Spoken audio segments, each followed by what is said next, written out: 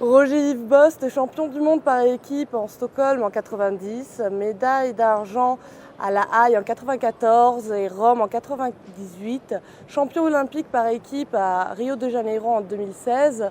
Roger, tu arrives à Madrid avec seulement 4 points et une qualification provisionnelle de la Ligue européenne de Coupe du Monde. Est-ce qu'il te reste de la marge pour réussir la qualification de la finale ? Oui, j'espère prendre des points ici, mais j'ai fait juste la Coupe du Monde de Lyon.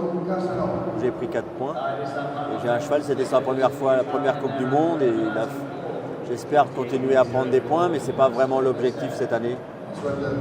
L'objectif, c'est plus les Jeux Olympiques de Paris.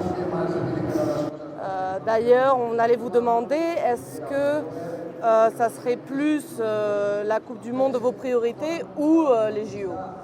Normalement, c'est plus les JO. Si j'ai assez de points pour la finale, j'essaye quand même de la faire, mais peut-être avec ma jument ballerine. Mais ce n'est pas le premier objectif. Ça fait partie de la progression de mon cheval de faire les Coupes du Monde et ça le garde un peu à haut niveau, c'est important.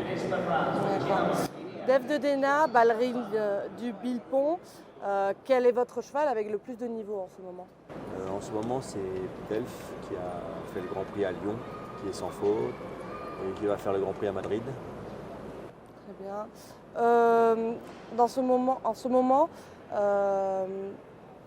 vous avez des aspirations quand même pour arriver au JO, vous pensez que ça serait possible ? Tout est possible. J'ai 2 chevaux sur la liste pré-olympique. J'ai Cassius Clay et Delph. On va essayer. Vous avez beaucoup de responsabilités en étant les anfitrions l'année prochaine des JO. On a de la responsabilité, on doit faire une médaille et après il y aura la pression française derrière nous. J'espère que ça sera une bonne pression. On se rappelle de Norton de Rius, de Souviens-toi 3e, Monticillo Aéreo ou Jorfé de Prieur. Ça fait longtemps ça. Oui, mais j'ai gagné ici à Madrid le Grand Prix en 2017. En 2017.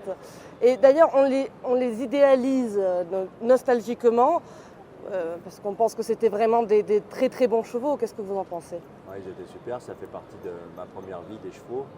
J'ai eu plusieurs vies. Les années 90 et maintenant c'est un autre chapitre, on continue. J'ai eu la chance d'avoir des chevaux exceptionnels. Et avec toute cette expérience accumulée après tant d'années, comment vous voyez le sport hippique international en 2023 ? Ça a beaucoup évolué depuis quelques années. Il y a de plus en plus de bons cavaliers, beaucoup d'argent à gagner. C'est vraiment une grosse équipe. Tout a progressé. On doit se remettre en question tout le temps, regarder les meilleurs. Mais les bons cavaliers qu'il y a une trentaine d'années, je pense qu'ils seraient bons quand même maintenant. Et le niveau a vraiment changé. Est-ce que, la dernière question, est-ce qu'on continuera à vous voir en Espagne ? J'espère, on va dire régulièrement, oui. On sera ravis de vous accueillir encore une fois. On vous souhaite beaucoup de chance et merci pour votre temps. Merci.